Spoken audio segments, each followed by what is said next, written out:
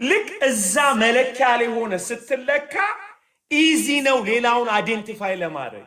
ምክንያቱም በዳንከው መዳን ነው ሌሎች የምትቀበለው፣ በተለወጥከው መለወጥ ነው ሌሎች የምትቀበለው፣ ባፈራው ፍሬ ነው ሌሎች የምትቀበለው። ሰው የልጅነት ፍሬ አንተ ላይ መጀመሪያ እየወጣ ሲመጣ ኢዚ ነው ሌሎችን አይደንቲፋይ ለማድረግ፣ ምክንያቱም አንተ እያፈራህ ነው ያለው። ስለ ራስህ መዳን ያላወቅ ሰውዬ ሌሎችን መዳን መመዘን ከፈለግ በየትኛው ካልኩሌሽን ነው የምትመዝነው? ንገሩኛ። በሃይማኖት ልኬት አንገር የተሞላ ሰው የወንድሞችን መዳን ካልተቀበለ የሱ መዳን ጥያቄ ውስጥ መግባት አለበት። ወንድሜ ተኩላ ነው እንተና ተኩላ ነው ለማለት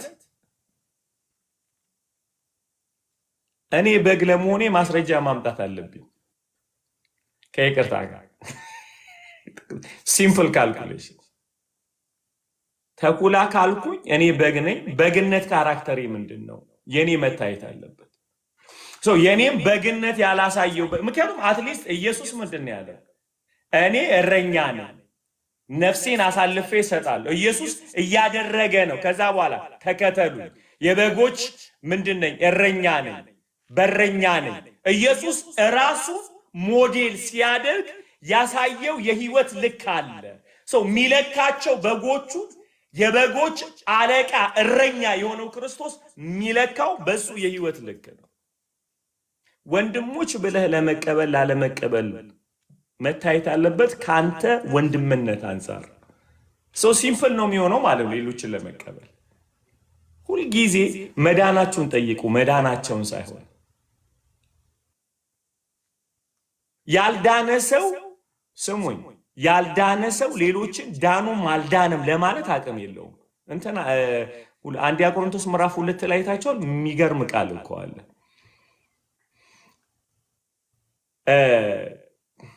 ምንድነው የሚለው? መንፈሳዊ ነገር መመርመር አይደለ ለሞኝነት ነው። ምንድነው የሚለው?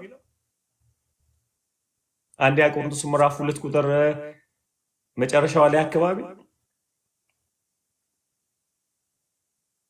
በመንፈስ የሚመረመር ስለሆነ መንፈሳዊ ነገር ለዓለማዊ ከባድ ነው የሚለው። እንደዛ የሚል ቃል አለ። ጎበዝ ቁርአን ነው እንደምታነቡት።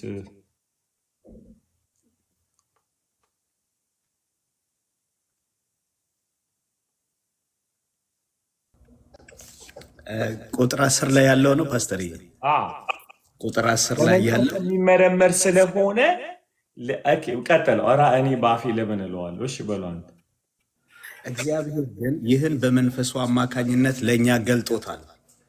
መንፈስም የእግዚአብሔርን ጥልቅ ነገር እንኳን ሳይቀር ሁሉን ይመረምራል። በውስጡ ካለው ከራሱ መንፈስ በስተቀር ከሰው መካከል የአንድን ሰው ሐሳብ የሚያውቅ ማን አለ? እንደዚሁም ከእግዚአብሔር መንፈስ በስተቀር የእግዚአብሔርን ሐሳብ የሚያውቅ ማንም የለም። ቀጥለው። ከእግዚአብሔር የሆነውን መንፈስ እንጂ የዓለምን መንፈስ አልተቀበልንምና፣ ይህም እግዚአብሔር በነፃ የሰጠንን እናውቅ ዘንድ ነው። እኛም የምንናገረው ይህን ነው፣ ከሰው ጥበብ የተማርነውን ቃል ሳይሆን ከመንፈስ የተማርነውን ቃል እንናገራለን። መንፈሳዊ እውነትንም የምንገልጸው በመንፈሳዊ ቃል ነው። መንፈሳዊ ያልሆነ ሰው ከእግዚአብሔር መንፈስ የሆነውን ነገር ሊቀበል አይችልም፣ ምክንያቱም እንዲህ ያለው ነገር ለእርሱም ሞኝነት ነው። በመንፈስም የሚመረመር ስለሆነ ሊረዳው አይችልም። መንፈሳዊ ለፍጥረታዊ ሰው የእግዚአብሔር መንፈስ ነገር ሞኝነት ነውና አይቀበለውም። ይታያችኋል። ምን አይለው? አይቀበለውም። ለምን? በመንፈስ የሚመረመር ስለሆነ ሊቀበለው አይችልም። ይታያችኋል። ልርገመውና ላንብብላችሁ። አሁን የማይቀበለው ለምንድን ነው ሲባል እሱ መንፈሳዊ ስላልሆነ ነው። ያልተቀበለ ሁላ ያወቀ ሳይሆን ራሱ የዛ ተካፋይ ስላልሆነ ነው። ለፍጥረታዊ ሰው የእግዚአብሔር መንፈስ ነገር ምንድነው? ሞኝነት ነውና አይቀበለውም። በመንፈስ የሚመረመር ስለሆነ ሊቀበለው አይችልም። አያችሁ? አሁን መጠየቅ ያለበት እኔ መንፈሳዊ ነኝ እንጂ መንፈሳዊ ናቸው አይደለም የሚባለው። ምክንያቱም መንፈሳዊነታቸውን ለማረጋገጥ ምን መሆን አለብኝ? እኔ መንፈሳዊ እንደዚህ ይላል እኮ አይ ቲንክ ከፍ ብሎ ነው መሰለኝ እንደዚህ ይላል። ድንቅ ቃል አለ። እኛ ከእግዚአብሔር የሆነውን መንፈስ ተቀብለናል ነው አይደለም የሚለው። ስለዚህ የምንመረምረው እንኳንና ሌላውን ራሱ እግዚአብሔርን የምናቅበት ጥበብ የተቀበልነው ከራሱ ከእግዚአብሔር ነው። አሁን እግዚአብሔርን ከእግዚአብሔር የሆነውን ነገር ለማወቅ ከእግዚአብሔር የተቀበልነው መንፈስ አለ ይለናል። So to know God himself, we have to share the spirit of the living God. ከእግዚአብሔርን ለማወቅ ምን ያስፈልገናል? የእግዚአብሔር መንፈስ። ሰውንስ ለማወቅ መንፈሳዊ መሆን ያስፈልገናል። አገኛችሁ? አሁን ሰው ስጋዊ ነው መንፈሳዊ ነው ለማለት እኔ መንፈሳዊ መሆን መቻል አለብኝ። ሜጀር መደረግ። በጎችን ለማወቅ እኔ በግ ነው መሆን ያለብኝ። ፍየል በግን አያውቅም።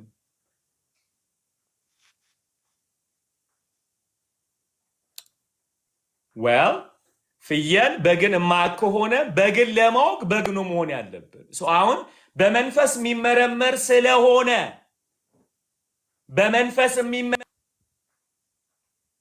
ስለሆነ ስጋውያን ሰዎች መንፈሳዊ ነገር ማወቅ አይችሉም። አሁን የኛ ችግር እንደ ዳንን ሲገባን ነው ያልዳኑትን አይደንቲፋይ ማድረግ የምንችለው። the big problem ያለው ሌሎችን ሰዎች ማናቸው ብለን ለመጠየቅ የማንነት ጥያቄ መመለስ አለበት። ቅድም ነግሬያለሁ።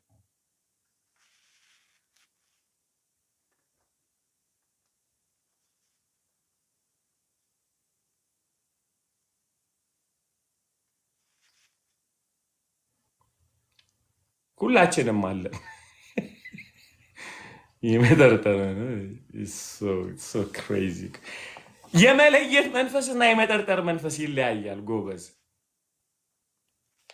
እኛም ያስፈልገን የመለየት መንፈስ የእግዚአብሔርን ከእግዚአብሔር ካልሆነ የሚጀመረው ግን ከእግዚአብሔር የተቀበልነው መንፈስ ሲኖር ብቻ ነው። እኛ ቅድም እንዳልኳችሁ በግ ሳትሆኑ በግ ለመለየት አትሄዱ። ዩኒቨርሳል አካል ውስጥ ለመግጠም ከፈለግን መጀመሪያ እኔ የዩኒቨርሳል ባዲ ኦፍ ክራይስት ወይም ደግሞ የዩኒቨርሳል ፓርት ነውኝ ወይ ብለን ማይጠየቅ መቻል አለብን። ድኛለሁ ወይ? ለመዳን ደግሞ ምንድን ነው ብያቸዋለሁ ቅድም፣ ሞት ውስጥ ቴስቲፋይ ማድረግ አለብን። ክብር ሁሉ ለኢየሱስ። I love that part። ኢየሱስን ጌትነቱን የምናውጀው የት ነው ብያቸዋለሁ? ቄሳሪያ ላይ። እዛ ከተማ ላይ ምን ማለት የዓለማችን ክፉ ከተማ ላይ ቆመን እዛ ቦታ ላይ ነው ኢየሱስ ጌታ ነው። ወይም ደግሞ በዚህ ኮንቴክስት ምንድነው የምንለው? ብዙ ጌቶች ከበውን አይ ኢየሱስ ብቻ ጌታዬ ነው የኔ ጌታ ነው ብለህ መካድ ማለት ነው። ስንቶቻችሁ ናችሁ በእንደዛ ጩኸት ውስጥ ያላችሁ? ሊውጣችሁ ሊያሳምናችሁ ኢየሱስ በነገራችን ላይ ተፈትኗል እኮ። የቱ ጋር ኢየሱስ እንዳሸነፈ ልንገራችሁ። ድንቅ አሸናነፍ ዜሮ ያመጣበት ቦታ ስሙኝ በደንብ አድርጋችሁ። ኢየሱስም እንደራበው አውቁ ፈታኙ ቀረበ ይላል። ኢየሱስ ድል የነሳበትን መንገድ ልንገራችሁ። ከዚህ በፊት ፈታኙ ያልመጣው ኢየሱስን የሚያገኝበት ክፍት መንገድ ስላልነበረ ነው። ኢየሱስ አሁን ክፍት ቦታ ተገኝቶበታል። ምን የሚባል ረሃብ የሚባል ክፍት ቦታ። ሁሌ ፈታኝ ሲቀርባችሁ የምትፈተኑበት ቦታ ሲኖራችሁ ብቻ እዛ ጊዜ ነው የኢየሱስ ጌትነት የሚገን ነው። እና ዩጎ ገብተ ዩጎ ላለው የት ቸርች ነው በጣም የሚጨፍሩት? ምን ነበረ በጣም ኦኬ። እነ ቴዲ ኮንሰርት ላይ ገብተ ምንድነው የምትዘመረው መዝሙር? የሆነ የጭፈራ መዝሙሮች አሉ አይደል? እና እዛ ላይ ሆነ አሁን ይድኔ አስመልኩ ማን ነው የማያመልክ? እንደው በድንግል ልጅ አሁን እንትና በረከት ተስፋዬ ቆሙ ማን ነው የማይጨፍር?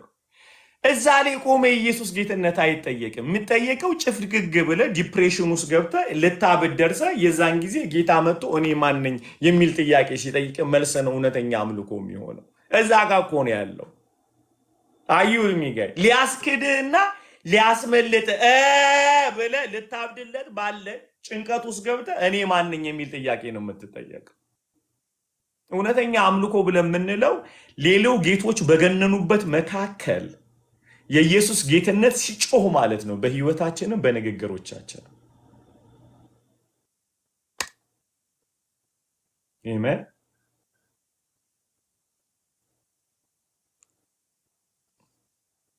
ጌታ ይመስገን። እሱን ፓርት ላይ ከሄድን አይ ቲንክ አንደኛው የመዳን ፕሮሰሳችን እየጸና ነው የሚሄደው። መዳናችን እየተፈጸመ ጦርነቱ ሲመጡ እኛም ጌትነቱን እያስጮህነው እንሄዳለን ማለት ነው። ሲያምን በጣም እያስጮህነው እንሄዳለን። ነገር ሲከፋ፣ ዘመን ሲከፋ፣ ጨለማው በጨመረ ቁጥር የኛ ደግሞ የኢየሱስ ጌትነት እየጨመረ ይሄድልናል ማለት ሲያምን እየጨመረ ይሄዳል። እያጦዝነው ነው የምንሄደው። እያጦዝነው ነው። ክብር ለኢየሱስ ይሁን። እንትን በነገራችን ላይ መዳኔ ተፈጽሞ የመዳኔ አቅም ግን እየጨመረ ሄዷል። መከራ በበዛብኝ ቁጥር ሁሉ ማለት ነው እየጮህብኝ ልቤ እየተያዘ ሄደው የመከራው ብዛት ነው የኢየሱስን ጌትነት በልቤ እየጨመረው ሄደው እያሰፋው ሄደው አከንፊል በጣም እየጨከነብኝ ሄዷል። በጣም እያልኩኝ ባለቀስኩኝ ቁጥር ጌትነቱ ልቤን ሲይዘው ይሰማኛል። በጣም የእውነቴን ነው የምላችሁ። በጨለማ ውስጥ በገባው ቁጥር ብርሃኑን እፈልገዋለሁ በጣም ማለት ነው እያልኩኝ አቅም አግኝቼ አይደለም አማራጭ ስለሌለኝ ነው። ግፍት ስል ሄጄ ድፍት እሱ ጋር ማለት ነው። እየገፋኝ አቅም የሰጠኝ መንገድ እሱ ነው የምላችሁ። ጌታ ይሄ መዳናችሁን እየፈጸማችሁ እየጨመራችሁ እያጦዛችሁት መሄድ ትችላላችሁ። እየጨመራችሁ ክላይማክሱ አሜን ነው። ጌታ ይመስገን። እንዴት ውበት መሰላችሁ! እሺ ነው መንገቡ። የእግዚአብሔር መገኘት የሚያስለቅስ ላይሆን ይችላል። ግደለኝ ልንል እንችላለን። ጌታው ልጥፋ በቃ። ትልቁ ነገር ሐዋርያ ሥራ ምዕራፍ 2 ላይ ታችኋል። ኢየሱስን ከሰበከ በኋላ መንፈስ ቅዱስ ሲመጣ ምንድን ነው ያሉት? የሚገርም ቃል የተናገሩት ወንድሞች ሆይ አይደል ምን እናደርግ ነው ያሉት። ትዝ ይላችኋል። ምን እንድናደርግ ትወዳላችሁ? የእግዚአብሔር መገኘት ራስን ያጠፋህን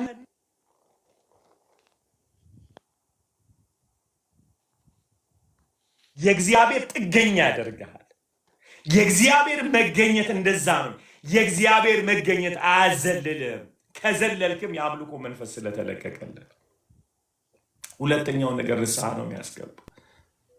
ወየው ጠፋው ትላለህ።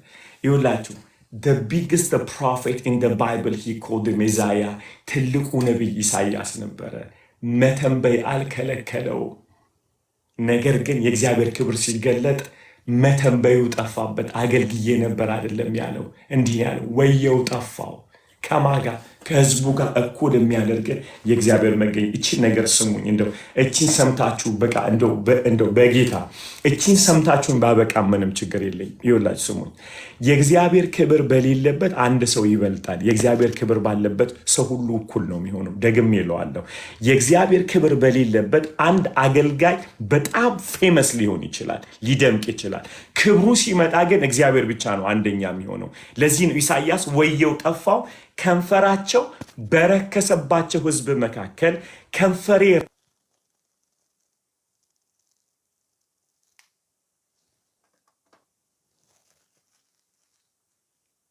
ረክሷል ብሎ እኩል አደረገው። ለምን? አንድ ብቻ ነው ቅዱስ የሚሆነው፣ አንድ ብቻ ነው። በእግዚአብሔር መገኘት እግዚአብሔር ብቻ ከፍ ይላል። እግዚአብሔር ሲገኝ እሱ ብቻ ነው ብርሃን። እግዚአብሔር ሲገኝ እሱ ብቻ ነው ቅዱስ። እግዚአብሔር ሲገኝ እሱ ብቻ ነው አንደኛ። ከዛ ሌላው ተቀባ አትቀባ፣ ነብዩም ሐዋርያውም ፓስተሩ ምንም ብትሆን በእግዚአብሔር መገኘት የሥላሴ አካል ውስጥ የሚገባ ሰው የለም። እግዚአብሔር ሲገለጥ ፍጥረት ባዶ ይሆናል።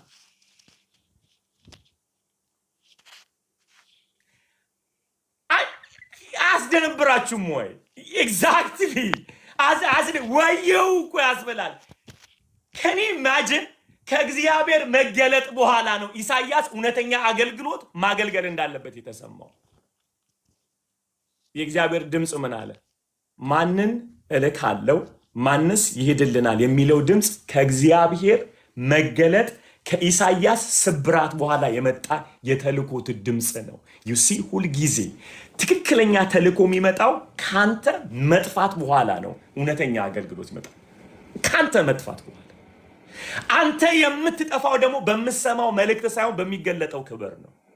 የምንሰማቸው ድምጾች የምናስተላልፋቸው ጥበብ ሊሆኑ ይችላሉ እኛን ሊያገኑ። ኢሳይያስ የተነበየው ትንቢት እሱን አድምቆታል። የተገለጠው ክብር ግን እሱን አጥፍቶታል። የሚሰጡን መልእክቶች፣ የምንሰማቸው ትምህርቶች፣ የምንቀበላቸው እኛን አንደኛ ተናጋሪ ሊያደርጉ ይችላሉ። የተሰወኑ ሰዎችን ሊረዱ ይችላሉ። በእግዚአብሔር መገለጥ ግን እኛንም ያጠፋናል። ሁለተኛ የእግዚአብሔር ጥገኛ ያደርገናል። ማንን እልካለሁ ማንስ ይሄድልናል ሲል ያለውን ነገር ስሙ። ኢሳይያስ እኔ ቆይ let me ask you something. ይሄ ሰውዬ መልእክተኛ አልነበረም ወይ? እሺ ከመገለጥ በፊትና ከመገለጥ በኋላ ያለው የኢሳይያስ ማንነት ተነጥሏል። ለካ እያገለገልኩ አልነበረም። ለካ እየተጠቀምክብኝ ነበረ። ተጠምቀህብኝ ልጠፋ እችላለሁ። ያሁኑስ I know you ፈርቼሃለሁ፣ አይቼሃለሁ። I recognize I'm a sinner። ይሄንን ነው እኛ የምንፈልገው። ከመገለጡ በኋላ ያለው ተልኮ ነገር ዓለምን ይቀይረዋል። ይሄ ፓወርፉል ነው ጋይስ።